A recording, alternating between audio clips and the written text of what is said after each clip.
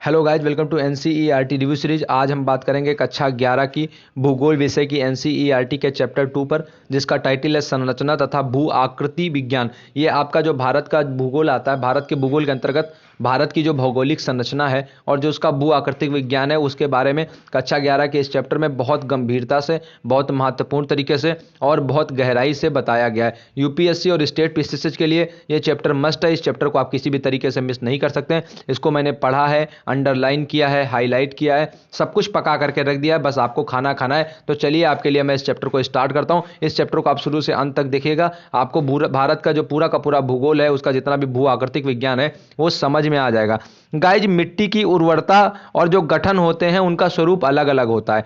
हमने ये सोचा है, कई बार देखा भी है कि अलग अलग स्थानों पर चट्टानों के जो प्रकार होते हैं वो भिन्न भिन्न होते हैं। चट्टानें और मिट्टी आपस में एक दूसरे से संबंधित है, क्योंकि असंगठित चट्टानें वास्तव में मिट्टियां ही हैं। ठीक है, तो जो हमारी असंगठित चट्टानें हैं वो क्या है, वही मिट्टी हैं। ठीक है, पृथ्वी के धरातल पर चट्टानों व मिट्टियों में भिन्नता धरातलीय स्वरूप के अनुसार पाई जाती है। मतलब कि हमारा जो पृथ्वी पर धरातल है, उसमें जो चट्टानें और जो मिट्टियां हैं, वो धरातल के स्वरूप के आधार पर भिन्न भिन्न प्रकार की होती हैं। वर्तमान अनुमान के अनुसार पृथ्वी की आयु लगभग 46 करोड़ वर्ष है। इतने लंबे समय में अंतर्जात व बहिर्जात बलों से अनेक परिवर्तन हुए हैं।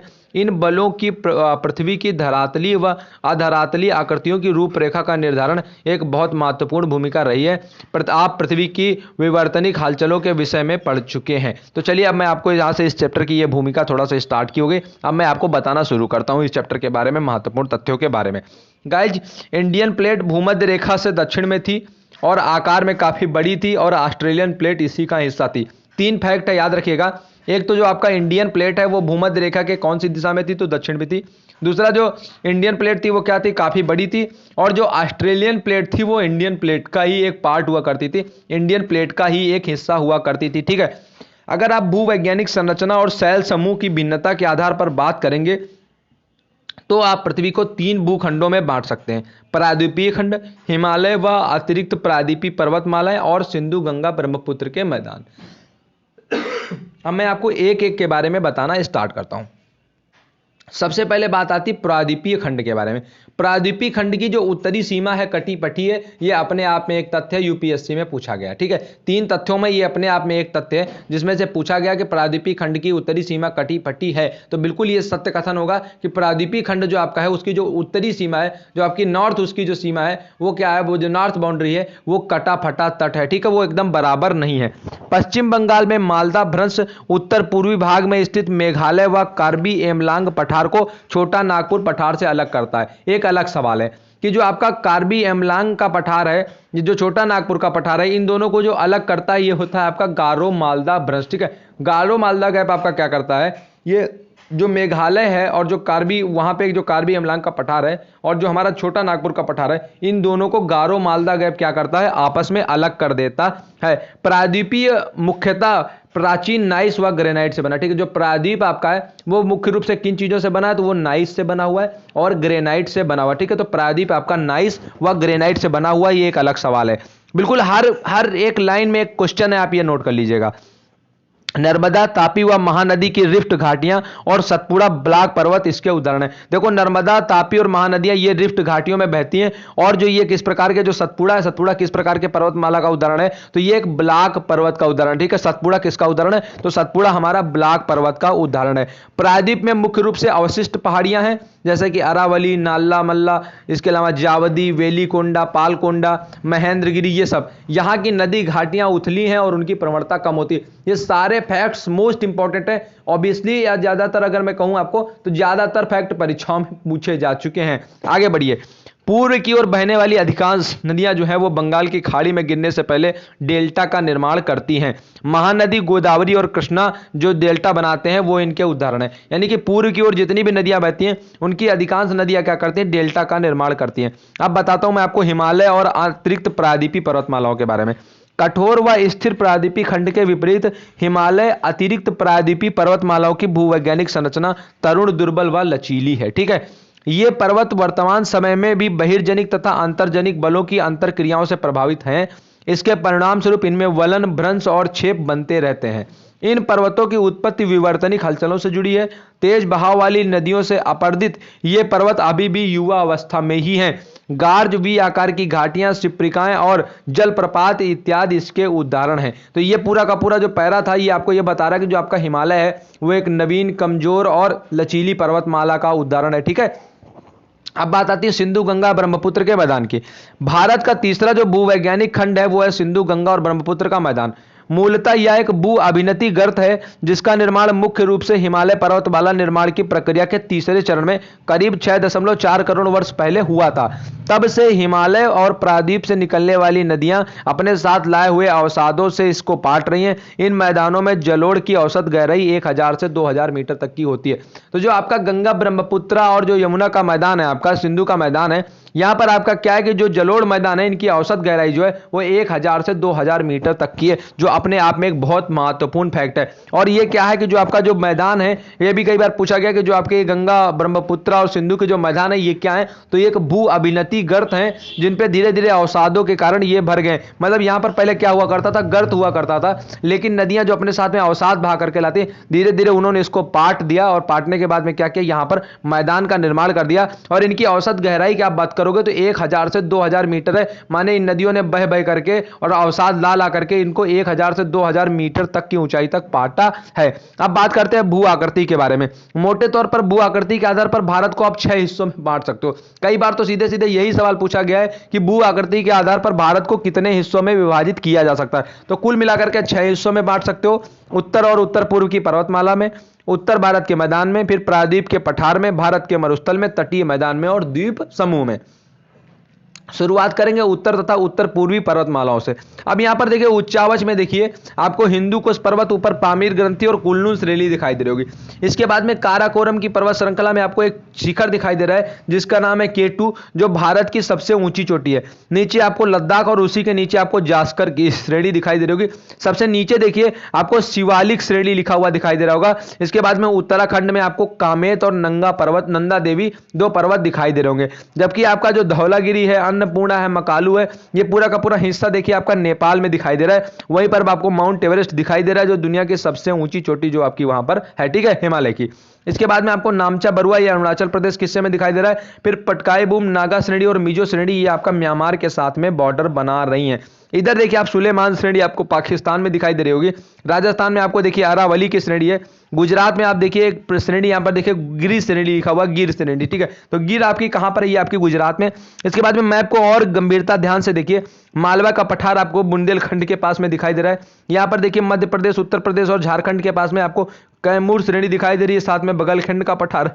इधर आपको छोटा नागपुर का पठार दिखाई पड़ रहा है। मध्य भारत में देखिए तो आपको महाराष्ट्र ठीक ऊपर, सतपुड़ा ऊपर और उसके नीचे महादेव की पहाड़ियां आपको दिखाई पड़ रही हैं। नीचे की तरफ आएंगे तो आप उड़ीसा के हिस्से में उत्तरी सरकार लिखा हुआ आपको दिखाई पड़ रहा होगा। इधर देखिए तो आपको कोंकण और फिर पश्चिमी घाट पूरा पूरा, नीलगिरी, अन्नामलाई, अन्नाईमुड़ी जो आपकी सबसे ऊंची चोटी है यहाँ पर 2695 मीटर की, वो आपको दिखाई दे रही है, जो दक्षिण की सबसे ऊंची चोटी है, ठीक है। दूसरी दक्षिण की जो सबसे ऊंची चोटी है वो है दोदा बेट्टा। तो ये कुल मिलाकर के भारत में जो पर्वत श्रृंखलाएं और जो पर्वत चोटियां हैं उनका मैप है जो आपके लिए बहुत इंपॉर्टेंट है। PDF फाइल मिलेगी, इसको बार बार घुमा फिरा करके देख लेना। आगे मैं आपको यहाँ से बताना स्टार्ट करता हूँ कुछ और चीजें जो मैं आपको यहाँ से बताना चाहता हूँ। हिमालय की देखो अनेक क्षेत्रीय विभिन्नताएं हैं। उच्चावच पर्वत श्रेणियों के संरेखणक और दूसरे भू आकृति के आधार पर आप बात करोगे तो हिमालय को निम्न उपखंडों में आप बांट सकते हो। कैसे? जैसे कि कश्मीर हिमालय, फिर हिमाचल हिमालय, फिर दार्जिलिंग हिमालय, फिर अरुणाचल हिमालय और फिर पूर्वी हिमालय, ठीक है। सॉरी, तो इतने हिस्सों में आप इसको क्या कर सकते हो, बांट सकते हो। ओके, कश्मीर हिमालय में बहुत सारी पर्वत श्रेणियां जैसे कि काराकोरम है, लद्दाख है, जास्कर है, पीर पंजाल है, ठीक है। ये आपकी कहां पर पड़ती है? कश्मीर हिमालय में पड़ती है। बृहत हिमालय में बात करोगे और पीर पंजाल की बात करोगे, इन दोनों के बीच में जो कश्मीर घाटी है वो बृहत हिमालय और पीर पंजाल के बीच में पड़ती है। और यहीं पर जो आपकी डल झील है वो यहीं पर है। कश्मीरी हिमालय जो है ये करेवा के लिए भी जाने जाते हैं, जहां पर जाफरान की खेती होती है। तो करेवा कहां पर है? कश्मीर हिमालय में। और करेवा में होता क्या है, यहां पर आपकी जाफरान की खेती की जाती है, ठीक है। अपने आप में महत्वपूर्ण फैक्ट है। बृहत हिमालय में जोजिला, पीर पंजाल, बनिहाल, जास्कर में फोटुला और लद्दाख श्रेणी में खारदुंगला जैसे महत्वपूर्ण दर्रे। कई बार पूछा गया है कि यह दर्रा कौन सी पर्वत श्रृंखला में पड़ता है, ठीक है। तो आपका जो हिमालय में आप बात करोगे तो जोजिला, पीर पंजाल और बनिहाल है। जास्कर श्रेणी में बात करोगे तो आपका जो है यहाँ पर वो फोटुला और लद्दाख, फोटुला है। लद्दाख में बात करोगे तो खारदुंगला दर्रा आपका पड़ता है। महत्वपूर्ण आलवण जल की झीलों की बात करोगे यानी कि मीठे पानी की झीलों की बात करोगे तो डल झील है, वुलर झील है, ये सारी की सारी क्या है, मीठे पानी की झीलें हैं। इसके अलावा अगर आप लवण जल वाली झीलों की बात करोगे उसमें पेंगोंग सो है, सो मुरारी है, ये आपकी खारे पानी की झीलें भी यहाँ पर पाई जाती हैं। ठीक है, सिंधु और इसकी सहायक नदियों में झेलम है, चिनाब है, जो इस क्षेत्र में आकर के बहती हैं। कश्मीर और उत्तरी हिमालय जो आपका उत्तर पश्चिमी हिमालय है, ये विलक्षण सौंदर्य और खूबसूरत दृश्य स्थलों के लिए विशेष रूप से जाना जाता है।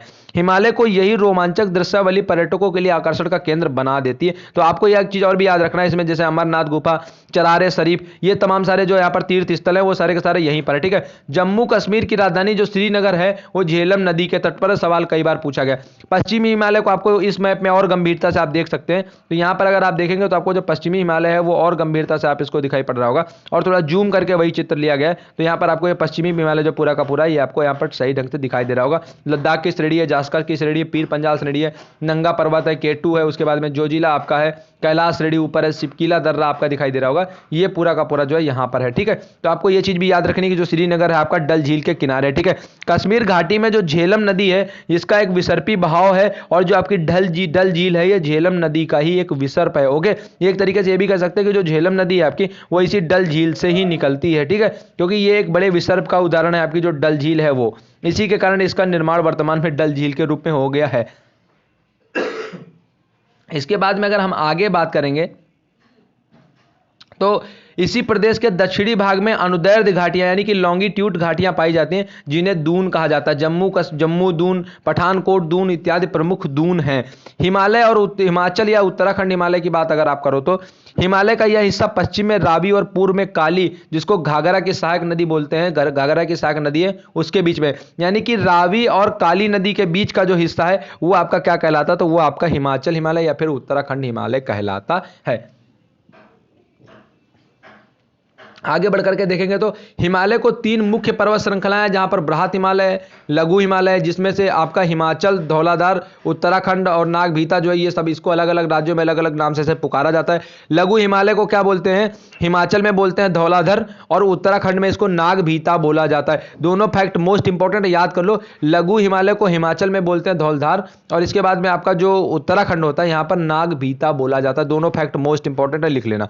और उत्तर दक्षिण दिशा में फैली जो शिवालिक की श्रेणी है हिमालय खंड में स्थित है। लघु हिमालय में 1000 से 2000 मीटर ऊंचाई वाले पर्वत ब्रिटिश प्रशासन के लिए मुख्य आकर्षण का केंद्र रहे। यहां पर अगर आप बात करोगे लघु हिमालय में तो धर्मशाला, मंसूरी, कसौली, अल्मोड़ा, लैंसडाउन, रानीखेत, ये सारे के सारे जो आपके यहाँ पर प्रमुख पर्यटन स्थल हैं लघु हिमालय में ही पाए जाते हैं। इन क्षेत्रों में दो महत्वपूर्ण स्थलाकृतियां हैं, जिसमें आपकी एक होती है शिवालिक और दूसरी होती है दून। ठीक है, दोनों चीज आपको याद रखना है। यहां पर स्थित कुछ महत्वपूर्ण दूनों में चंडीगढ़ कालका का दून, नालगढ़ का दून, देहरादून, हरिके दून तथा कोटा दून इत्यादि शामिल है। देहरादून सबसे बड़ी घाटी है। ठीक है, वृहत हिमालय की घाटियों में भोटिया प्रजाति के लोग पाए जाते हैं। जो आपका वृहत हिमालय है वहां पर भोटिया प्रजाति के लोग पाए जाते हैं। ये खाना बदोश लोग होते हैं जो ग्रीष्म ऋतु में बुग्याल, जो ऊंचाई पर स्थित घास के मैदान होते हैं, वहां पर चले जाते हैं और शरद ऋतु में क्या करते हैं, घाटियों में लौट आते हैं। कई बार ये क्वेश्चन पूछा गया कि इनमें से कौन सी जनजाति है जो ऋतु प्रवास करती है, तो जो भोटिया है वो आपकी क्या करती है, ऋतु प्रवास करती है। ओके,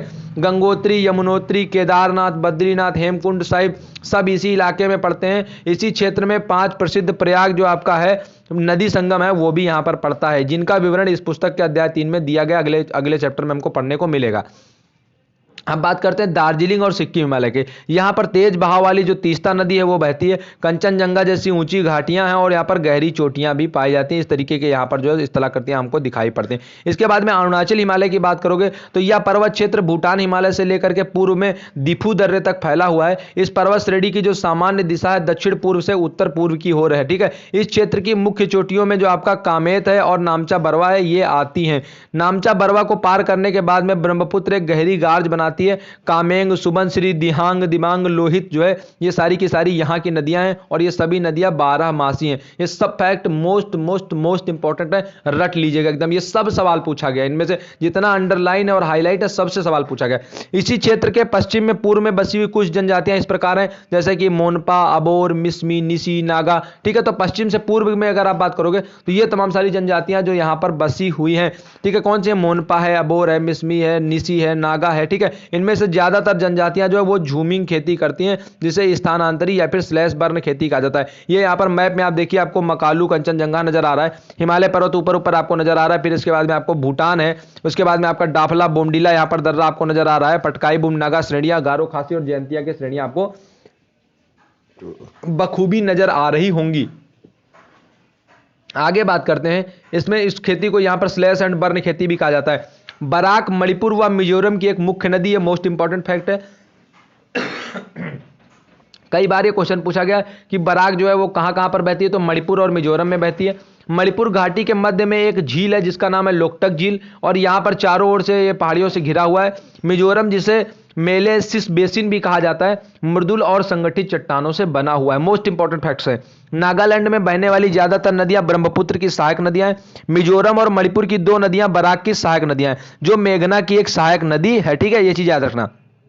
बराक जो है ये क्या है, मेघना की एक सहायक नदी है। ठीक है, आगे सुनो। मणिपुर के पूर्वी भाग में बहने वाली नदियां जो है वो क्या है कि चिंदविन नदी की सहायक नदी है। ठीक है, चिंदविन नदी यहां पर बहती है और इसकी ये सहायक नदी होती है। मणिपुर के पूर्वी भाग में जो बहने वाली नदियां हैं, ये जो चिंदविन नदी है उसकी सहायक नदियों के अंतर्गत इनको रखा जाता है। अब बात करेंगे यहाँ पर नदियां जो कि म्यांमार में बहने वाली इरावदी की एक सहायक नदी है। तो इरावदी नदी कहां पर है, म्यांमार में आपकी बहती है। उत्तर भारत के मैदानों की अगर मैं आपको बात बताऊं तो उत्तर से दक्षिण की दिशा में इन मैदानों को आप 3 भागों में बांट सकते हैं। पहला होता है भाबर, दूसरा होता है तराई, तीसरा होता है जलोढ़। भाबर आपका वो हिस्सा होता है जहां पर क्या होता है कि ये आपको वनस्पतियों से ढका रहता है और विभिन्न प्रकार के प्राणियों को घर प्रदान करता है। ठीक है, ये होता है आपका भाबर का हिस्सा। फिर आती है बात तराई के हिस्से की।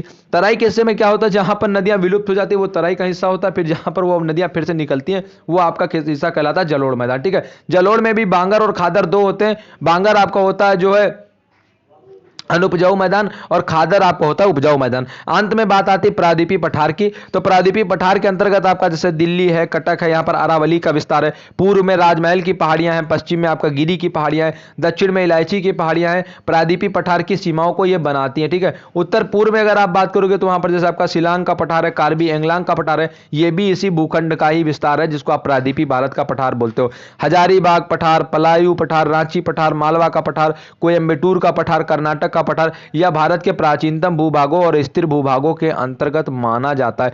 उच्चावचों के आधार पर आप दक्कन का पठार, मध्य का पठार और उत्तर पूर्व का पठार 3 हिस्सों में इसको बांट सकते हो। ठीक है, 3 हिस्सों में बांटने पे आपको एक पता चलेगी ये बात कि इसके पश्चिमी घाट में, पूर्वी घाट में, अगर दक्कन के पठार की मैं बता रहा हूं आपको, ठीक है, सतपुड़ा, मैकाल और महादेव की पहाड़ियां इसके पश्चिम, पूरब और उत्तर में है। ठीक है, कौन कौन सी, सतपुड़ा, मैकाल और महादेव। सतपुड़ा है पश्चिम में और मैकाल है पूर्व में, और जो आपकी उत्तर है वहां पर है आपकी महादेव। पश्चिमी घाट को स्थानीय तौर पर अनेक नाम दिए जाते हैं, जैसे महाराष्ट्र में पश्चिमी घाट को सह्याद्री बोला जाता है, कर्नाटक और तमिलनाडु में नीलगिरी, और केरल में इसको अन्नामलाई और इलायची कार्डमम के पहाड़ियां में बोला जाता है। इसकी औसत ऊंचाई की आप बात करोगे तो करीब करीब 1500 मीटर है। इसके उत्तर से दक्षिण की तरफ इसकी ऊंचाई क्या होती है, बढ़ती जाती है। यह भी फैक्ट मोस्ट इंपॉर्टेंट है। प्रायद्वीपीय पठार की जो सबसे ऊंची चोटी है वो है अन्नाईमुड़ी, जिसकी हाइट है 2695 मीटर। जो पश्चिमी घाट की सबसे ऊंची चोटी अन्नामलाई की जो पर्वतमाला है वहां पर है। तो अन्नामलाई की सबसे ऊंची चोटी अन्नाईमुड़ी, जो दक्षिण की सबसे ऊंची चोटी है जिसकी ऊंचाई है 2695 मीटर। ठीक है, आगे बताएं तो दूसरी सबसे ऊंची चोटी है दोदा बेट्टा,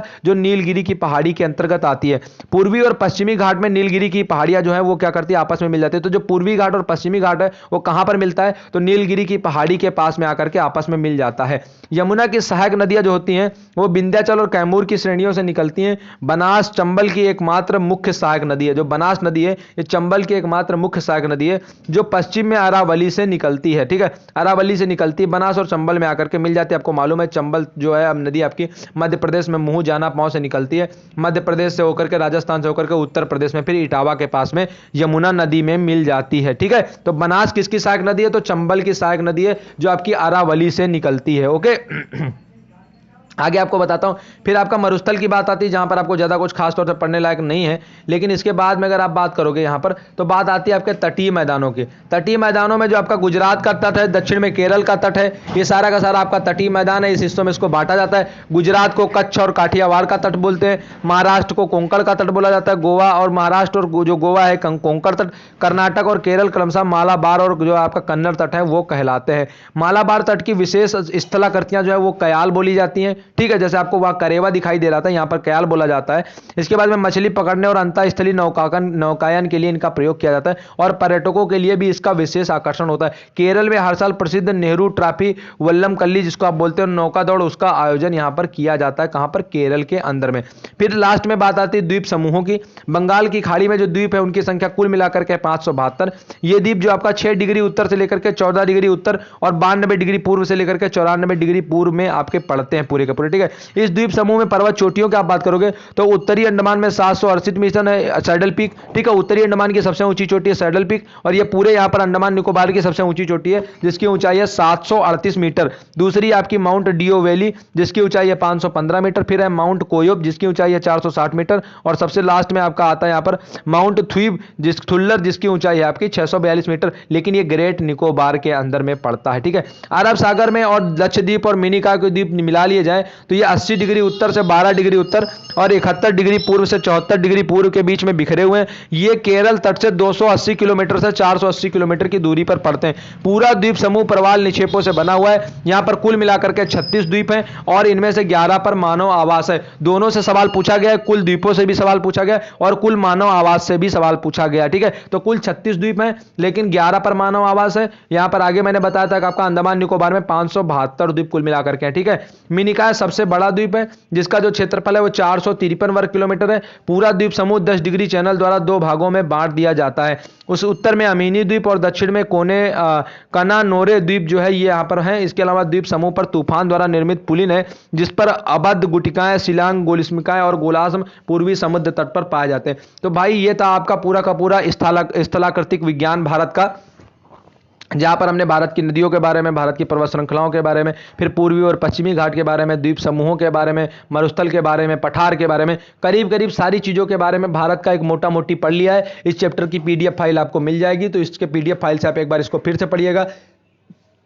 हाईलाइटेड और अंडरलाइन PDF फाइल मिलेगी ताकि आपको कोई प्रॉब्लम ना हो और आप और अच्छे से इस चैप्टर को पढ़ पाइए, ऐसी मेरी उम्मीद है और ऐसी मैं कामना कर रहा हूँ। इस चैप्टर को देख करके आप अच्छे से तैयार कर लेंगे तो आने वाले समय में आपको बहुत ही ज़्यादा इससे मदद मिल जाएगी। तो थैंक यू सो मच।